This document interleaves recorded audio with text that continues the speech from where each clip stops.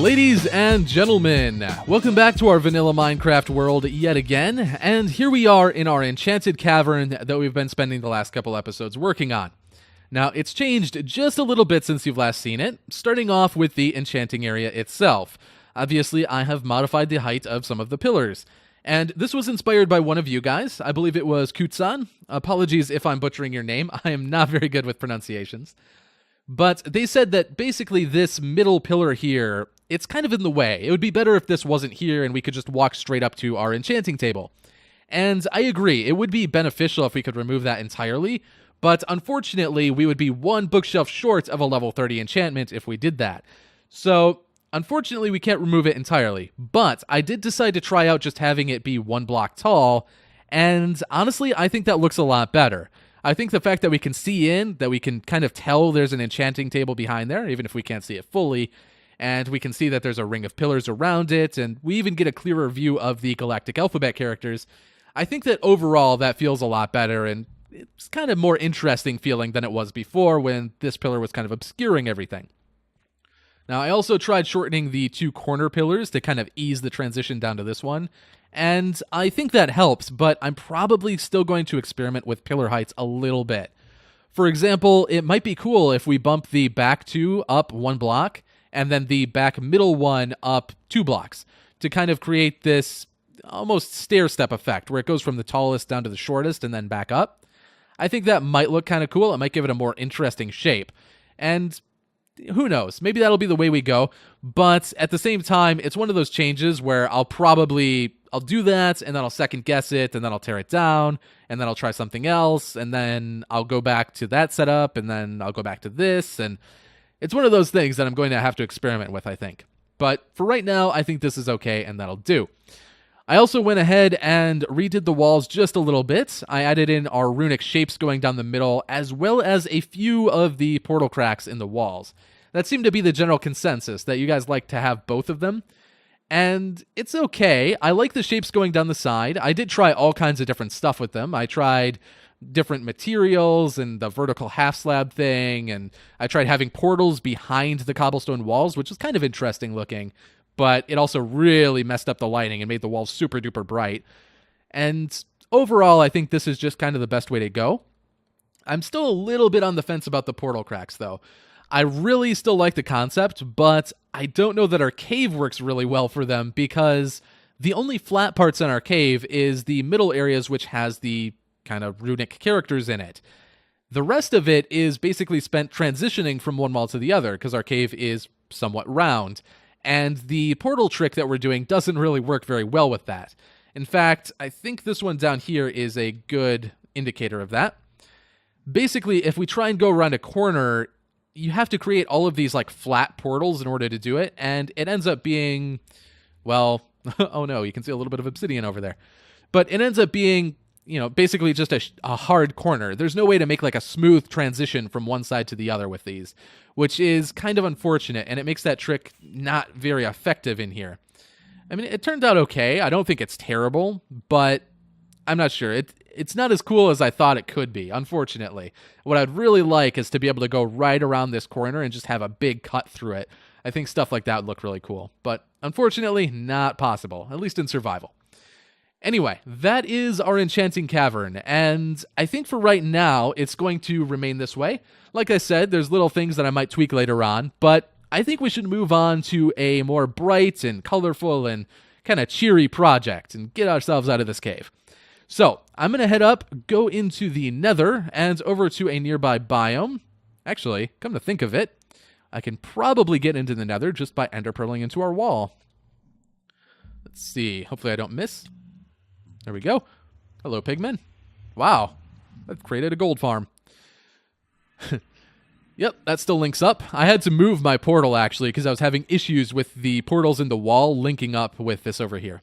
So that's actually going to be a bit of a problem in the future, because I've already got a bedrock hole above where the portal was before, and that's kind of part of the design that I want to go with for this area. So I'm probably going to have to make another bedrock hole and plug this one up somehow. Anyway, that is for another time. For right now, we're going to head on over to my flower forest. So I'll talk to you guys once I'm there. So here we are in a flower forest biome, a couple thousand blocks away from my island, and as you may have guessed, we're here to build a flower farm. Now, technically speaking, I already have a flower farm. Back when all of the new flower variants were first added in 1.7, I believe it was, I came over here and built these two platforms that generate flowers for me. So they're super basic. They just, spawn in the flowers, break them off, and keeps going. And that's fine. That does everything I need it to. It's honestly fast enough. I don't need 30,000 flowers every hour or whatever.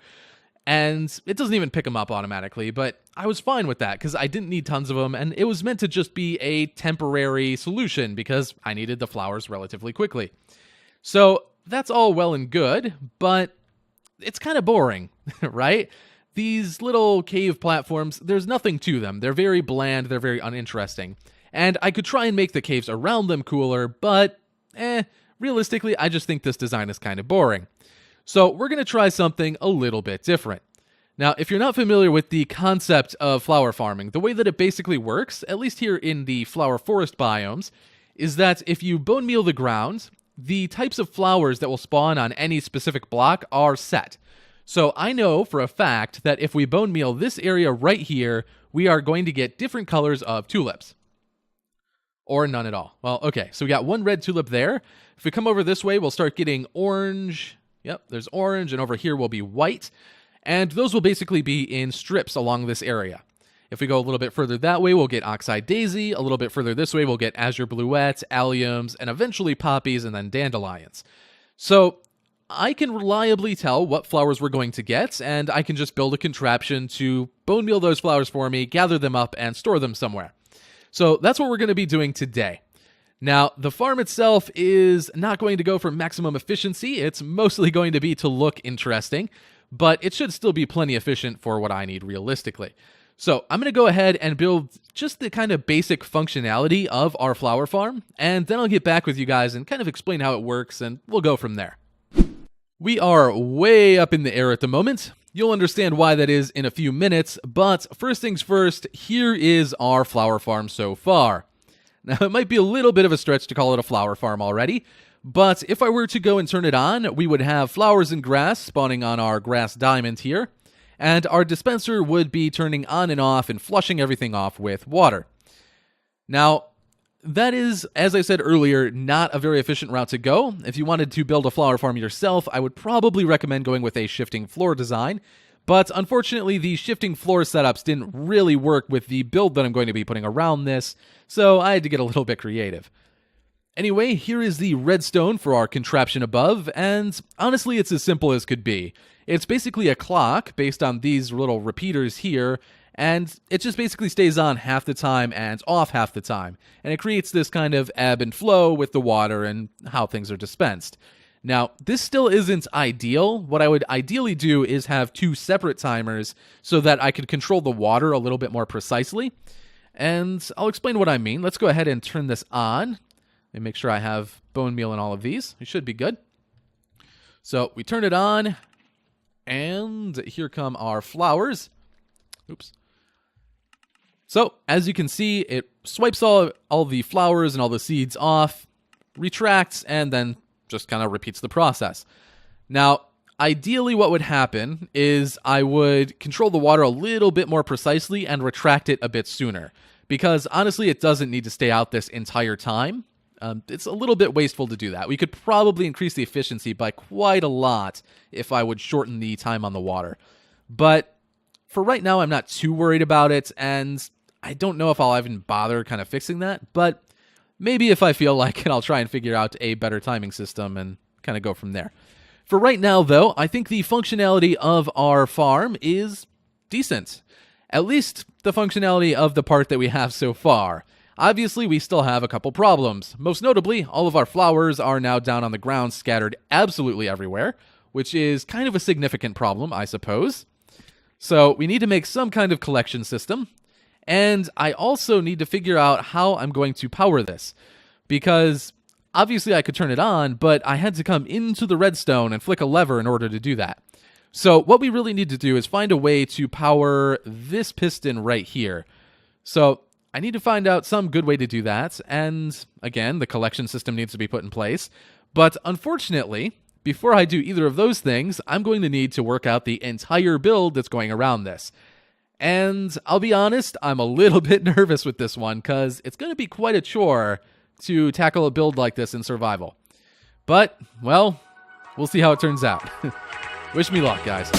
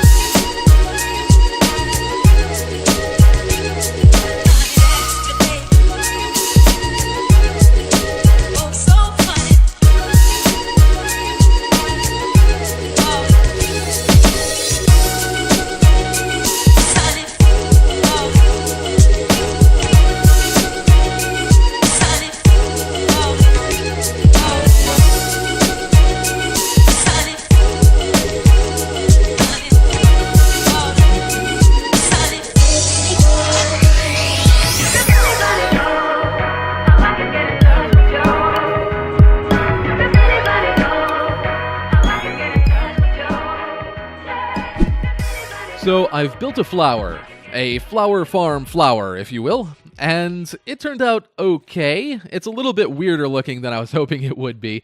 This big green bulbous part here is just a little bit larger than I was hoping it would have to be, but I did have to cram the entire flower farm inside of that, so there's not a whole lot I could do to avoid that. But overall, I think it turned out okay for my first little experiment in building 50-block tall flowers. I'll definitely be tweaking it a little bit yet. There's certainly certain areas that just need a little bit of touching up. Right here, for example, there's a lot of straight lines going on that we need to get rid of. But overall, I think it's okay. I may experiment with the colors on the petals. I think that maybe introducing another color or some kind of design or something might be nice. And I also want to try something different on top. I didn't really have this part planned out at all when I was going into this, so I didn't really know what to do with it. And I tried different colors to fill in this gap that was here, and honestly, none of them really felt good. It's just like a flat color. I tried yellow, that was way too bright. I tried normal blue, that was way too kind of deep and saturated. And cyan is probably our best option as far as the flat colors go, but maybe I should like speckle in a different color or something. I'm not sure. But this still feels a little bit weird to me. It feels just a little bit too flat. But I don't know. I'll experiment with that later on. For right now, though, we have a couple other problems to attend to. One of which not being the fact that this is a giant mob farm. Building this was a nightmare, by the way. The amount of times that I was shot off of pillars or had kamikaze creepers, including on my chests, by the way. It was insane. Like, look at this guy. What a guy. Anyway. That is probably going to stay that way. It makes this area a little bit dangerous, but that's fine. We all need a little thrill in life, I guess. So, other than that, we still have the original two problems. We have the fact that I don't really have a way of turning this farm on, which is kind of a significant problem. And I also don't have a way to really collect the flowers, which is an even more significant problem. So, I think I have solutions for that, and I'm going to go and try and get those sorted out, and I'll be back with you guys once our farm is fully up and running, at least this part of it. So here we are underneath our giant flower, which is kind of an interesting angle to see, and I'm pretty sure that everything is hooked up and working now, at least in general. The flower farm itself, at least, is functional. If we go ahead and push this button, which is temporary, I want to try and set up something a little bit better to trigger our farm, but for right now, if we push this button, it's going to send a signal all the way up the stem via a chain of observers and turn our farm on for us. So let's go ahead and do that, and then hop up to the top. And there we go. Now, as you can see, our farm is working flawlessly, and all of the flowers, once they get swept off the edge, are kind of dropped into water streams inside the stem of the flower itself. Basically, I just spammed water everywhere along the edge, and I'm trying to get the items to sweep down towards the center. Now, that was a little bit tricky because the stem is such a weird shape and has so many just kind of strangely placed blocks. It meant that there was a lot of dead spots in the water where it would drop down, and I think I've gotten most of them. I'm probably going to have to hop in there one more time to make sure that nothing is getting stuck anywhere, which I'm sure it still is somewhere. But overall, I think that is working just fine. So if we hop back down here, and probably turn the farm off because I imagine it's low on bone meal at this point. Ow. The items from the farm actually drop out right here. Now, obviously, I haven't set up anything to collect these just yet, but that is decent. It just drops right out. All we have to do is set up something in this area to collect them, which shouldn't be too terribly difficult. But I'm honestly not sure what I want to do with that quite yet. I kind of didn't think that far ahead, really. The easy solution would be to just pick the items up through the ground and take them to a cave down below and just make an area that we could walk down into full of chests and have that be that. And that was probably the way I would go originally, but after building this thing, which was all I really intended to build in this area, was this flower with the flower farm inside of it. But after building this, I think that I want to do a little bit more with this biome. So, like I said, my original intention was just this one flower and this one farm, and like I said before, this turned out a little bit derpy because of the flower farm inside of it, but I think it would look really, really cool if we had more giant flowers in this area. So, what we may end up doing eventually, just as kind of a fun little side project every once in a while, is coming out here and building more giant flowers and giant stuff of that type, and turn this into some kind of crazy biome where you walk through and there's just all this crazy stuff going on, like giant flowers and, I don't know, maybe we do something weird with trees or other kinds of plant life. I don't know, but I really, really like the concept, and I kind of like how that turned out. So we might be doing more with that, and in fact, we'll probably be continuing that a little bit next episode because, well, like I said before, we're not technically done here yet. I want to have something else triggering the farm, something better than just sticking a button on the bottom of it, and of course we need to collect it somehow. Unfortunately, I'm not going to be doing that today, simply because I'm really out of time. I know this is a little bit shorter than normal, but this week's been a little rough on me. So we're going to save that for next time, and honestly, I think that's probably a good thing anyway, because I would really like to hear what you guys have to say about what we should do with the storage area. Because we can just make it a cave, that would be completely fine, but I also think that we could do something interesting with our giant flower theme. So maybe if we put like a big rose bush somewhere, like a giant version of a rose bush, we could like walk into that and have that be our storage room and our kind of command center where we can turn on our flower farm and stuff like that. And we're also going to probably have to build another flower farm because I do still need dandelions. As I mentioned earlier, poppies and dandelions are not in the area that we are farming with this one, which is a little bit of a bummer, just because of dandelions, really. The poppies I throw out thousands of on a regular basis due to my iron farm, but dandelions we'll have to make a separate farm for, and we do still need somewhere to get the too tall flower variants as well, just some little contraption to bone meal those for us. So I want somewhere to put all of that stuff, and if you guys have any ideas for that, or other ideas in general for this kind of giant flower biome that I want to create, because I really kind of like how that would look, I think, then be sure to tell me. Anyway, that being said, it is after 4 in the morning, and I need to wrap this up and kind of finish off all the editing and whatnot. So sorry for being a little bit shorter than normal. I don't think it's actually too much shorter at this point, but anyway, sorry for the episode being a little rambly and being a little short. I will hopefully be back on game and back on track with how things go next week. And yeah, so thank you for watching. Hopefully you enjoyed our giant flower project and are looking forward to more similar things, because I certainly am at the moment. And that'll do for today. So, hope you guys have an amazing day. I'll see you guys next time. Bye-bye.